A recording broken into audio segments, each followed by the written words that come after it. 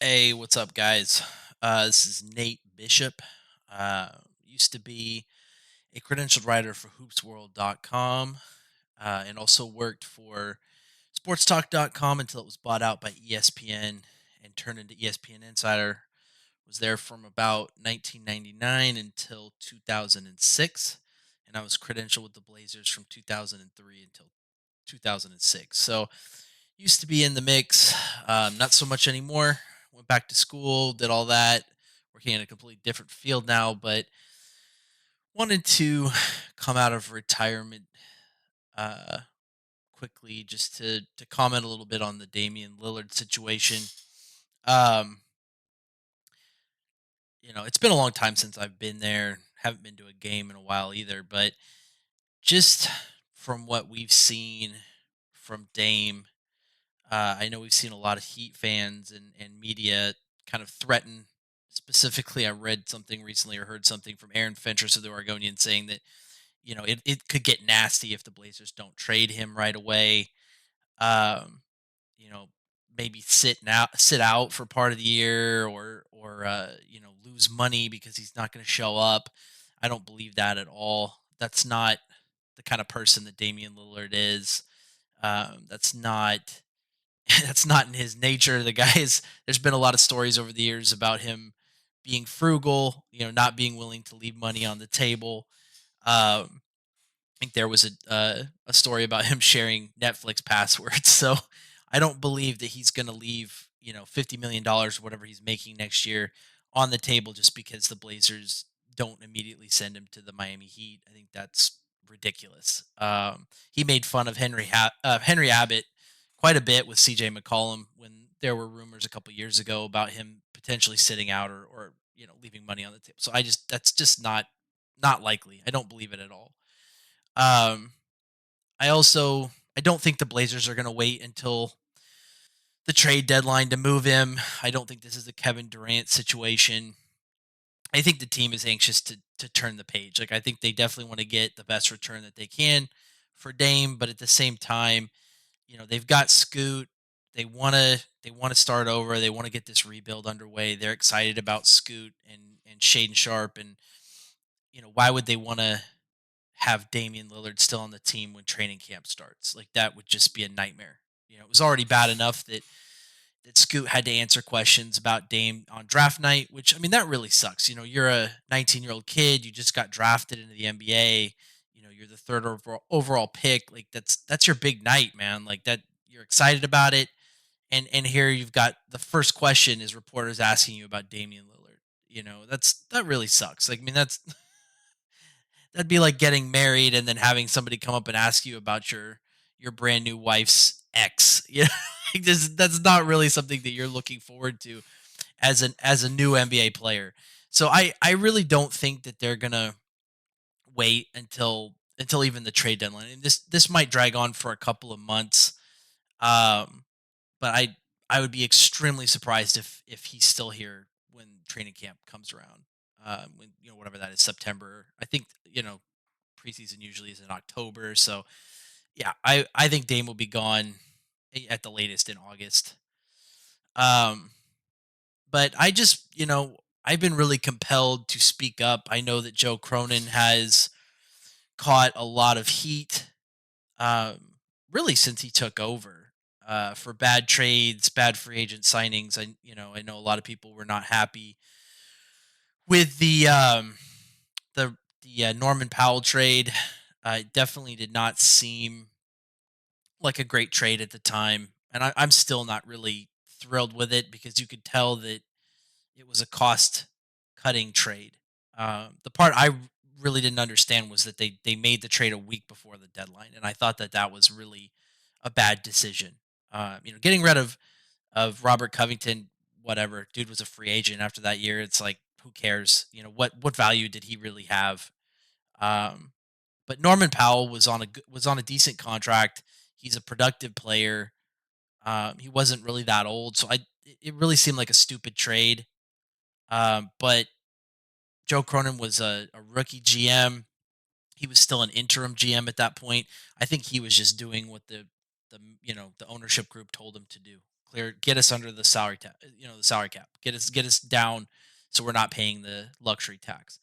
Um, so I think that trade was probably the biggest mistake that he's made over the last year and a half. The CJ trade at the time didn't really seem great, but I don't think CJ has that much value.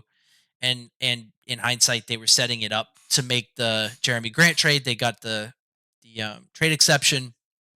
They got a pick, and those were both used to bring in Jeremy Grant. So in hindsight, it was really CJ for Jeremy Grant, and Josh Hart ended up being a pick and Thibault, and I think that really wasn't that bad of a trade. In the grand scheme of things, that CJ is on a big contract. He's really one dimensional. I think that trade was fine.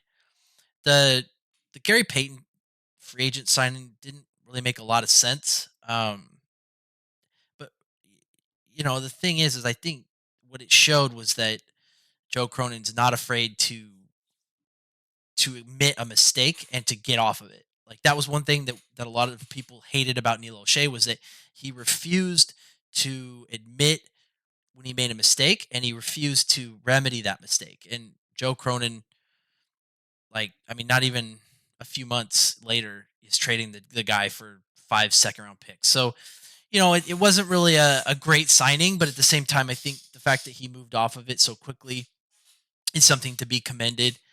Um, but really, the strength of Joe has been the draft. I was thrilled that they took Shaden Sharp. I was a huge fan of getting Sharp.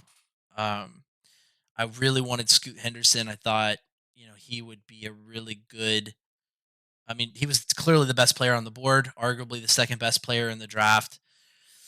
So getting those two guys, that's the kind of foundation that you want to build around. I mean, you get a couple of guys that are 20 years old, 19, 20 years old. They're, extremely athletic. They're smart.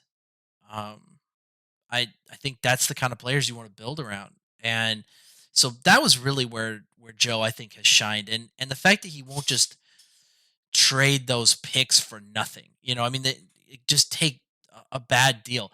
Apparently there was an offer from Toronto for OG Ananobi, where it would have been, Sharp and Josh Hart and like another future pick. I mean, it was just a bad trade. Like, that guy is a good player. OG is a good player, but the Raptors are just insane with their demands for him or Siakam. It's been ridiculous. So I don't I don't think the moves that he has made are necessarily bad. Um, I think some of them are coming from up top. Uh, and most of the heat right now is people saying that he lied, that he didn't do enough to put talent around Damian Lillard. And yeah, he said a lot of things over the last year, saying that he wants to go all in. He wants to cash in his chips. He wants to put talent around Dame. But at the end of the day, like, if the trades aren't there, what is he going to do? What options does he have? I mean, we've heard reports that he went after Pascal Siakam, but then we heard reports that Siakam was refusing to sign a contract with any other team but the Raptors. So it's like, why are you going to use assets to bring in a guy that may or may not sign with you? I mean, it's pretty clear that they brought in Jeremy Grant with a handshake in place um, to re-sign at the end of the year. He wanted that fifth year. That's why he didn't sign the extension right away. He got his fifth year. But if you didn't have that with Siakam, you can't trade the number 3 pick, a guy like Scoot Henderson, for a player that might leave in a year. That would, I think Woj said that would be malpractice, and I agree. Like, that's ridiculous. Another player's Mikhail Bridges. Supposedly, we offered the number 3 pick and Anthony Simons for him, and were turned down multiple times. Like, I mean, I don't know what more you're supposed to offer there. Toss in Shane Sharp. Like, yeah, let's mortgage our entire future for a guy that's never been an All Star. Um, Paul George. We've never really heard uh definitively whether or not that was a real thing. There was some rumors about Paul George. Never really like a definitive report that we'd offered the third pick in Simons for him. But you know, George is so injury prone and really has not performed in the playoffs. That just would have been a huge risk for a guy that maybe 4 years ago would have been perfect, but now he's 33, same age as Dame, but not hasn't been healthy at all in the last few years. I mean, the Clippers haven't gone anywhere with him and Kawhi Leonard. So Paul George really didn't make any sense. Zion would have been an interesting swing just because he's young. He would fit the young timeline. When he's healthy, he's insanely good, but he's never healthy. And again, there were reports that maybe he was on the table, but then there was a report that really all the Hornets, sorry, not the Pelicans were offering was the 14th pick and future picks for the third pick. So Zion, we're not even 100% sure that he was ever really available. So it's like, where's the trade? Like who are we supposed to go get? And were fans really willing to trade Sharp, Scoot, Simons for guys that might not even make you a contender? I mean, if you bring in Siakam and you pair him with Grant and Dame, are we really a contender? Like, are we going to beat the Suns or the Nuggets? I mean, really, we didn't have that great of a bench. So it's like, I just don't see a path where we could have built a contender around Dame in the next 3 to 4 years. Like, even Damian Lillard himself said he really only thinks he has maybe 3 to 4 years left where he is playing at this level. That is an extremely short timeline where our roster is just not good. We have no size, no length. Like, one player would not have fixed that. We needed, you know, a massive rebuild, and we didn't have the assets to do it. That was one of the biggest issues with trading Norman Powell is we really needed that contract. We needed that contract to be able to trade, using picks because we have like Simons and we have Nurk, and that's it. Like, there's just nobody to trade. There's no contracts to match incoming salary. So it just seems ridiculous to me that there's people there. So we just didn't do enough. You needed to go get someone. Get somebody to help Dame. Got to get him some help. And it's like, well, who? Who do you go get? Who is this magic person?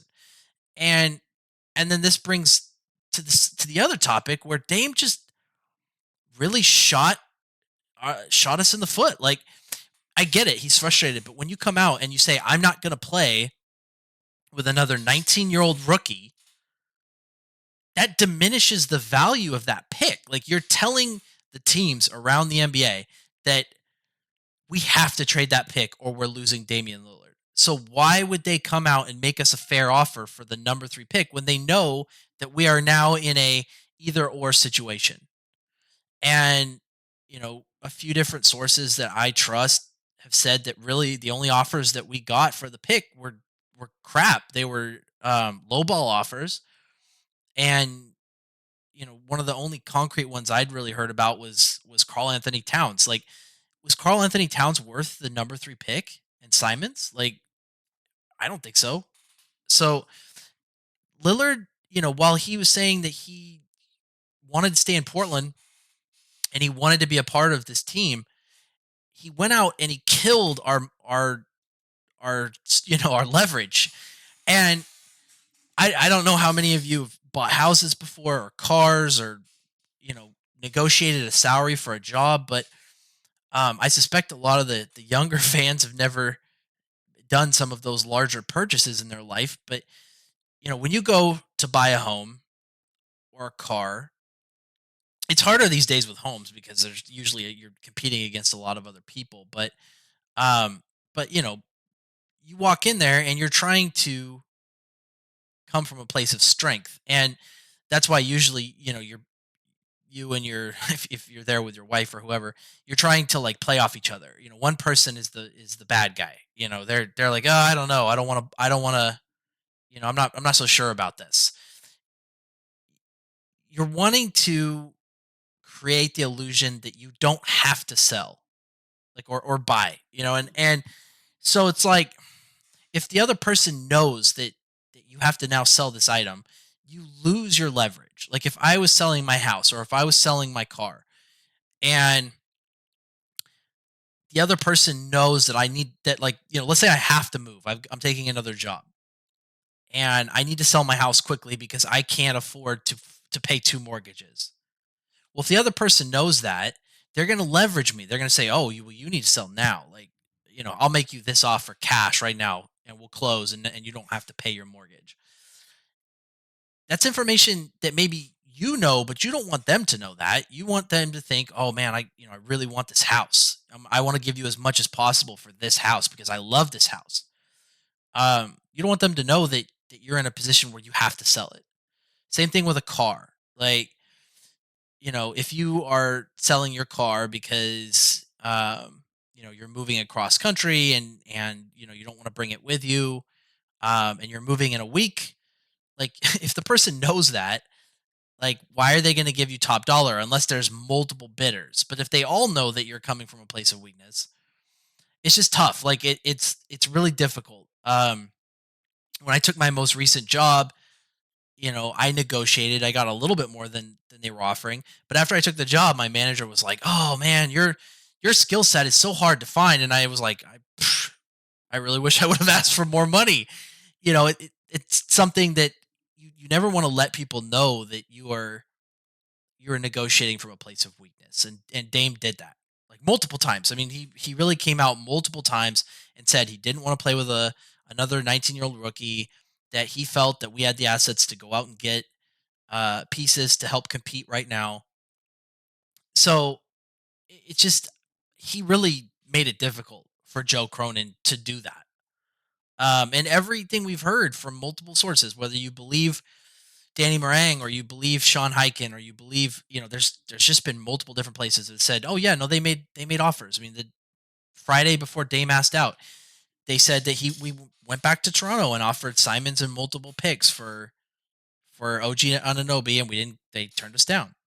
So I just find it ridiculous to say that Joe Cronin lied or that he didn't try, because there's been more than enough evidence that he did try, and that teams just were not biting.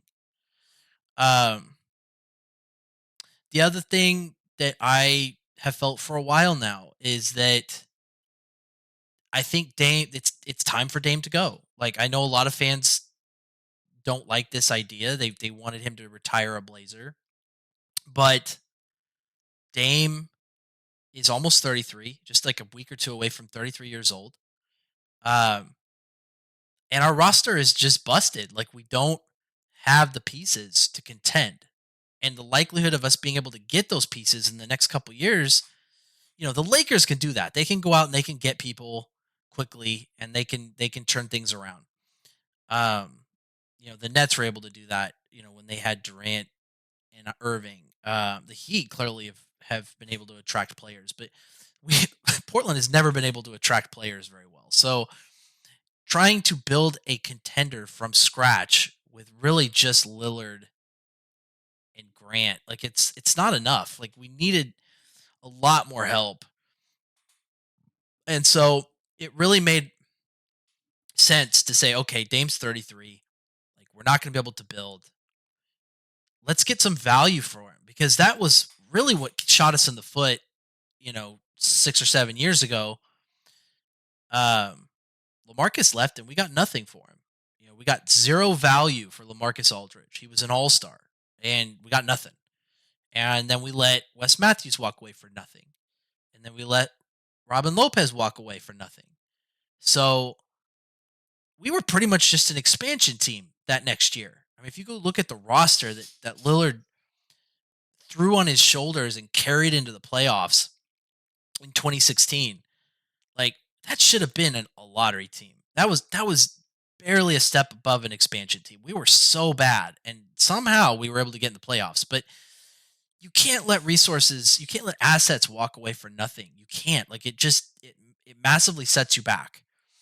And really, if you look at the teams that have been successful that aren't those big market cities like Los Angeles or New York or Miami, the the Nuggets built almost entirely through the draft. I mean, they, with the exception of like Aaron Gordon, they drafted Jokic, they drafted Murray, they drafted um who's their third player.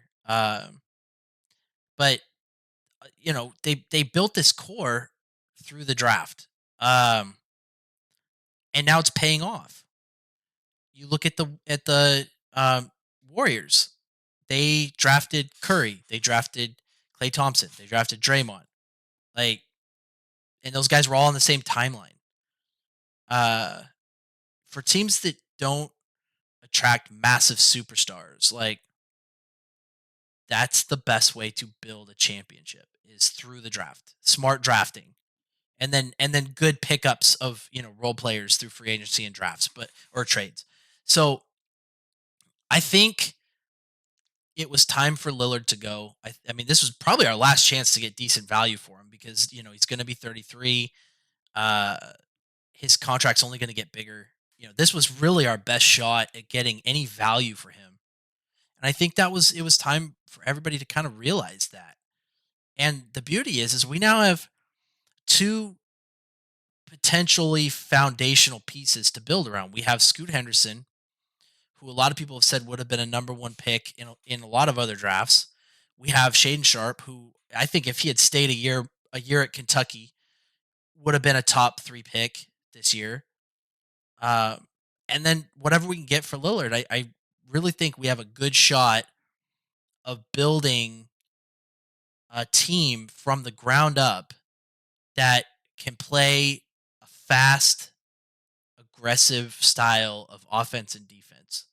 And we'll see if Chauncey's any good as a coach. Give him some young guys that are willing to buy into his system and just go after it.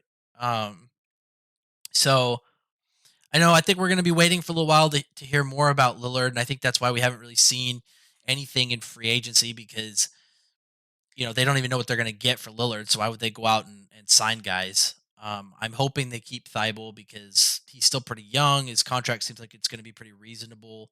I think they'll match the Mavericks offer, um, but yeah, we'll have to wait and see what the Blazers get for Dame. I'm really excited to see what the guys do in summer league on Friday. I think it's going to be a lot of fun. Uh, but yeah, I might make a few more videos. Just been kicking this idea around in my head for a little while. I've been out the journalism game for a long time, so it's kind of fun to just jump back in and record a few thoughts and throw them up on the internet. So if you have any questions or thoughts or anything like that, don't hesitate to reach out, and I'll put some more stuff up soon when I have some more thoughts on what's going on. Thanks, everyone.